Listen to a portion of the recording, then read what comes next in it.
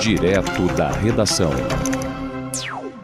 Mas deixa eu chegar aqui agora, eu vou à Alemanha, onde eu estou aqui com o professor Carlos Rezende, professor, cientista, professor da Universidade Estadual do Norte do Estado do Rio de Janeiro, a UENF, e ele está passando uma temporada na Alemanha, onde ele está desenvolvendo um estudo em parceria com uma instituição alemã. Nós já estamos com o professor Carlos Rezende aí na sala? Vamos lá? Professor Carlos Rezende, bom dia. Prazer falar com o senhor aqui. Bom dia, Roberto. Prazer falar contigo aí mais uma vez, né? E é sempre bom ver notícias aí que você transmite aí sobre a nossa região.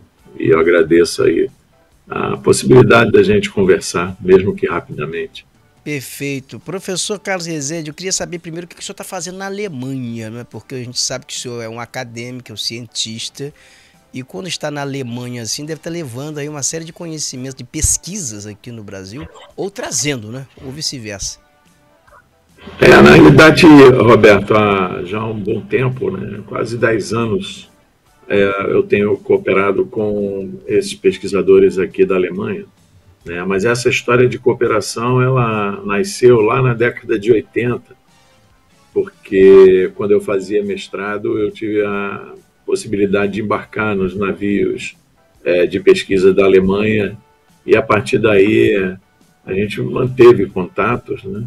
E mais ou menos há 10, 15 anos atrás, um colega alemão que estava nos Estados Unidos na ocasião, convidou para fazer um projeto, e a partir daí a gente foi estreitando cada vez mais a cooperação, e essa oportunidade ela tem sido enriquecedora, porque a gente sai um pouco, a gente pega outras áreas, né? Aqui é um lugar muito especial, foi um lugar que foi preparado para receber pesquisadores do mundo inteiro, e é onde você fica tipo um internato, é quase a gente chama aqui que é um monastério, porque o lugar é silencioso, e tem todas as facilidades possíveis. Você está podendo ver aí a área externa do Instituto, né? Cada pesquisador tem um apartamento todo mobiliado, com internet, enfim, coisas para fazer comida, e semanalmente a gente tem palestras, né, dos membros aqui que estão no Instituto, e depois da palestra a gente tem um jantar coletivo de integração da comunidade. Professor, o senhor está em que cidade já há 3 da anos. Alemanha? Essa cidade é uma cidade muito pequena, né? É chamada Delmenhorst. Ela está entre a cidade de Bremen e Oldenburgo. Ela está a 15 minutos de Bremen. Bremen é a cidade, eu diria, que pode ser mais conhecida das pessoas. Tem aquele clube de futebol que jogou o rapaz aí do Brasil, jogou um tempão aqui, esqueci o nome dele. Mas, enfim, é a cidade mais conhecida, tem o aeroporto, né? E a gente pode chegar direto aqui em Bremen, e nós estamos a aproximadamente de 15 a 20 minutos da cidade por trem, né? Aqui tem um transporte urbano muito adequado, né? A gente tem transporte interno, e as cidades são conectadas por trens, né? Uma coisa que a gente sente muita falta no Brasil. Mas a oferta aí de transporte ferroviário, tem de trem, a Europa toda, né? Tem transporte ferroviário aí. Pois é muito forte. Aqui nós acabamos, né, com o transporte todo ferroviário, lamentavelmente, né? O professor, e outra coisa que eu estou vendo aí também é muita área verde, né? Você está num lugar de muita área verde. Pois né? Muito arborizado. Exatamente. Muita área verde. A gente tem um bosque aqui, né, uma floresta aqui do lado, onde a gente caminha, eu e minha esposa, né? Ela veio comigo também. Então, a gente caminha quase todo dia aqui no entorno do Instituto. É uma caminhada extremamente prazerosa. Agora está a época de transição, né, do outono para o inverno, então as folhas começam a cair, estão ficando amareladas, né, em breve amarelada, avermelhada, e a gente pode ver aí no chão as folhas, né? É um lugar bem... E professor, é muito interessante o senhor estar na Alemanha, nós estamos ao vivo, né? Para quem está aí no Espírito Santo, quem está em Minas, que nos acompanha aqui pela Demais News TV, porque nós estamos falando com um pesquisador, um cientista da Universidade do Estado do Norte do Rio, da Universidade Estadual, Universidade Darcy Ribeiro. Então isso mostra que um centro de pesquisa, isso engrandece o nome de uma instituição como a UENF, que mostra que é uma universidade, além de ser uma excelência em termos de ensino, mas ela também, graças aos profissionais, está conectada com grandes centros de conhecimento no mundo, né, professor? Tem essa possibilidade, inclusive, ela tem trazido os alunos, assim, onde agora os alunos fazem doutorado aí no alunos de minha revisão e orientação, praticamente com 10 meses, Professor, o seu áudio está um pouco prejudicado aí, eu não sei porquê, mas o senhor disse que essa conexão ela favorece os alunos que fazem doutorado, que eles têm essa possibilidade também de visitar esse centro, é isso? Sim, agora melhorou, Roberto? Melhorou, agora sim.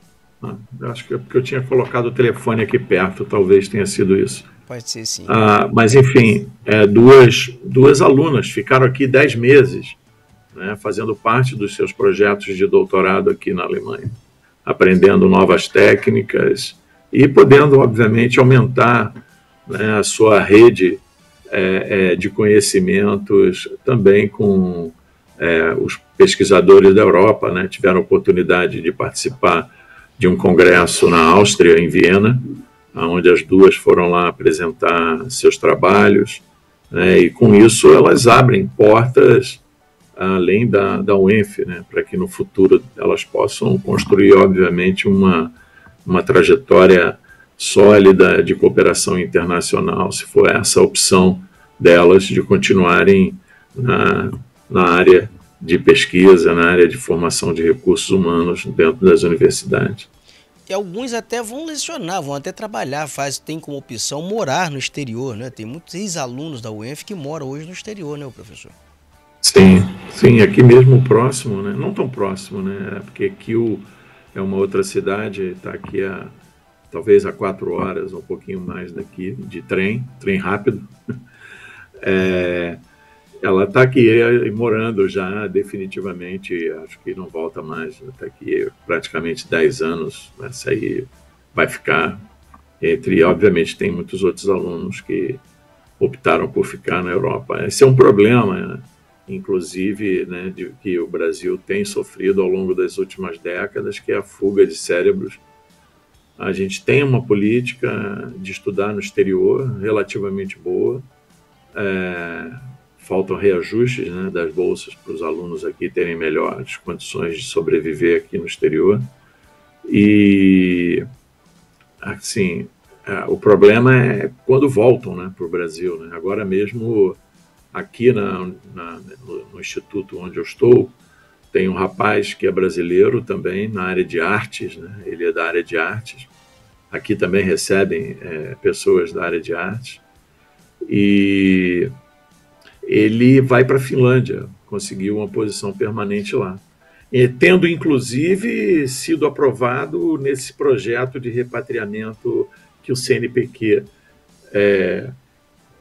está realizando. Mas acontece que ele falou que tem recebido a bolsa, mas não tem recebido os recursos para tocar o projeto. Foi então que ele conseguiu, através de uma entrevista, né, na universidade na Finlândia, e por lá vai ficar. Então, esse é um problema no Brasil. A gente precisa ter uma política de fixação dos nossos doutores e recém-doutores, e essa política ela tem sido muito, eu diria, muito frágil, muito fraca, né? Instituições como a UENF, como a UERJ e outras instituições deveriam ter uma política para receber ex-alunos ou alunos que estão fora do país, né, com políticas mais atraentes. A gente forma aqui cérebros, forma cientistas, ensinos bons, ensinos de universidades públicas que são as universidades de excelência. E esse aluno, depois que ele pega o canudo, depois que ele é doutor, ele tem como opção, com renda muito maior, as universidades no exterior, né, em condições de vida muito melhor. Falar com o doutor entre a escolha morar no Brasil, morar na Finlândia, morar na Alemanha, morar na Europa, morar no Brasil, para muita gente não vai pensar duas vezes, né? Europa ou Finlândia, né? Não vai... Eu vou ser bem sincero, assim, quando a UENF foi criada, lá na década de 90, né, 93, nós tivemos uma política de atração muito consistente. Né? Tínhamos bons salários que eram salários diferenciados, tanto é que nós tivemos a vinda de vários estrangeiros para a UENF. Só que ao longo do tempo, nossos salários foram caindo, né? Hoje o cálculo estimado aí inclusive pela Associação de Docentes é que nós temos uma redução de 50% do valor do nosso cálculo. Isso é preço do mercado. E naquela ocasião, nós tínhamos um salário acima do que era praticado no Brasil. Ou seja, a gente atraiu muita gente de fora, atraímos vários pesquisadores sêniores, inclusive, na ocasião tínhamos 10 pesquisadores que eram membros da Academia Brasileira de Ciências, né? E, além do salário, nós tínhamos uma política do Estado de que dava projetos para o cara consolidar, né, o pesquisador consolidar seu laboratório. Então, isso é um diferencial, né?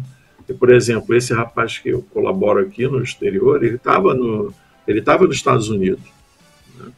Só que a Alemanha abriu uma chamada para atrair pessoas, ele aplicou, né, para essa posição, e era uma posição que metade era bancada por um instituto chamado Max Planck e o outro pela Universidade de Oldenburgo, né?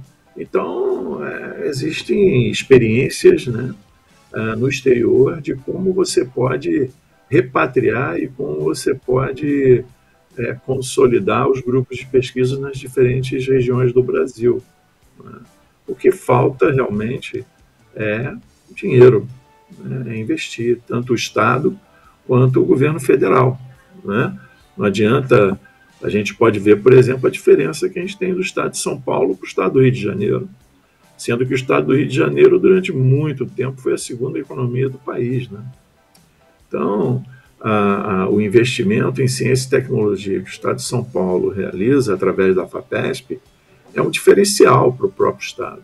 Só que, infelizmente, o Estado do Rio de Janeiro, a situação não é a mesma, né? Embora hajam editais e tudo, mas o repasse, como é praticado no Estado de São Paulo, não é tão volumoso quanto no Estado do Rio de Janeiro, inclusive a título de percentual do que o Estado recolhe em impostos, né? Porque isso foi o que foi realizado no Estado de São Paulo. São duas coisas: foi reconhecer que o Estado deveria repassar para a FAPESP e para as universidades um percentual, né, do que ele recolhe de impostos lá no Estado. E isso dando uma autonomia verdadeira, né? Não é uma autonomia patética que a gente tem nas outras instituições, que não é só estaduais, mas as federais também, né? Então, o Estado de São Paulo tem uma política diferenciada na área de ciência e tecnologia e faz com que as universidades estejam à frente de muitas outras, né? Não é à toa que o USP, o Unicamp e o Unesp estão sempre aparecendo na mídia internacional. Assim, vários setores, além de ciência e tecnologia, eu diria hoje, por exemplo, 3 ministros do Supremo Tribunal Federal, um presidente da República, eles saíram de uma universidade pública como professores em São Paulo. Alexandre de Moraes, o Lewandowski, que foi ministro do Supremo Tribunal Federal, hoje é ministro da Justiça, o Michel Temer, que também saiu dali do curso de Direito ali. Então, assim, vários setores, isso tem sido realmente um diferencial, né, eu acho que atrai cérebros, né, essa política diferenciada de repasse de recursos para as universidades, né, o professor? Com certeza, mas nesse caso a UERJ também tem, né, o FUX, por exemplo, é da UERJ, né? Barroso. Enfim, eu acho que o mais importante, né, independente da área, realmente é olhar a política de ciência e tecnologia do Estado, né, como uma forma de alavancar, inclusive, a economia. Né? Eu acho que esse é um diferencial que o Estado deveria estar proporcionando com mais intensidade. Perfeito. Alguém pode dizer, mas eles estão investindo. Né? Mas o investimento ele tem que ser contínuo, né? Ele tem que ser contínuo. Você não pode ter picos e vales de investimento. Né? A gente pode recordar, inclusive, que no estado do Rio de Janeiro nós ficamos sem salário alguns meses, há um tempo atrás. Então, esse tipo de coisa de insegurança, né, afasta as pessoas, né? Não atrai, ela afasta. Né? Olha, e as notícias que eu tenho para o estado do Rio de Janeiro nesse quesito de pagamento, elas não são muito alviçareiras. Para o estado do Rio de Janeiro não atrasar salário de professor, de servidores agora novamente, precisa, o governador do Rio aí, o Cláudio Castro, ele está rezando, fazendo romaria para que a Alerj aprove um pacotão que ele mandou para lá, para que o governo federal renegocie a dívida por meio do Propag, para ele garantir 1 ano de salário. Depois de 1 ano ele pagando o salário, com tudo isso, ainda há dúvida se ele conseguir, se o próximo governador sucessor ele vai conseguir honrar. Então, essa herança no estado do Rio de Janeiro vai ser muito maldita, sabe, professor? Pois é, a gente vive isso, né? Mas eu gostaria muito de que um dia a gente tivesse uma estrutura como essa que eu estou presenciando aqui. Essa é uma frustração que eu trago desde quando fui para a UENF, né? Assim, de ver as coisas. E quando eu cheguei lá em 1993, pois faço parte daquele grupo de professores que chegou iniciando a UENF, né? Tínhamos muitas expectativas. A UENF ela conseguiu vários alcances, né? Mas eu acho que ao longo do tempo muita coisa se perdeu, né, da proposta inicial. Eu acho que a gente deveria estar resgatando isso, tentando resgatar isso com mais intensidade, né? Da mesma forma de criar novas estruturas que não precisam ser grandes. Né? Eu acho que, inclusive, a universidade brasileira tem que se repensar no sentido da dimensão, né, do que é uma universidade. A gente não precisa ser bom em todas as áreas, a gente tem que ser bom em algumas áreas, ou ótimo em algumas áreas, ou excelente, né, para que a gente possa ter atração daquilo. Quando o cara pensar em fazer veterinária, eu não penso em outro lugar, eu quero ir para lá, eu quero ir para a UENF. Quando eu penso em fazer biologia, eu quero ir para lá. Engenharia, eu quero ir para lá. É isso que a gente tem que... A UENF teve a primeira centrífuga geotécnica, né, aqui da América Latina. Né? A gente precisa... Esse tipo de coisa é pouco conhecido, né? Inclusive dentro da própria universidade. Então, acho que é o que eu falo. A universidade também precisa se conhecer. Muitas das pessoas não se conhecem. A gente perdeu um pouco essa perspectiva institucional, mas enfim, professor, eu acho que... Eu tenho aqui a manifestação aqui de algumas pessoas que estão assistindo o programa aqui. A Tânia Teixeira está elogiando muito aí a paisagem aí, que mostrou aí as imagens, aí, dizendo que o lugar é lindo aí na Alemanha. A Ana Paula dizendo aqui que é excelente a entrevista. O André Luiz é do Turf Clube. A gente está quase 500 pessoas aqui online aqui no YouTube aqui. E são muitos comentários, não dá para ver todos aqui não. Mas as pessoas elogiando aí a paisagem na Alemanha, só referendando aqui para quem está entrando agora que o professor está na Alemanha, o professor Carlos Rezende da Universidade do Estado do Norte do Rio. Você confere as imagens aí, então ele está na Alemanha, só para a gente mostrar aqui. É um instituto de pesquisa, ele falou aqui no início da entrevista.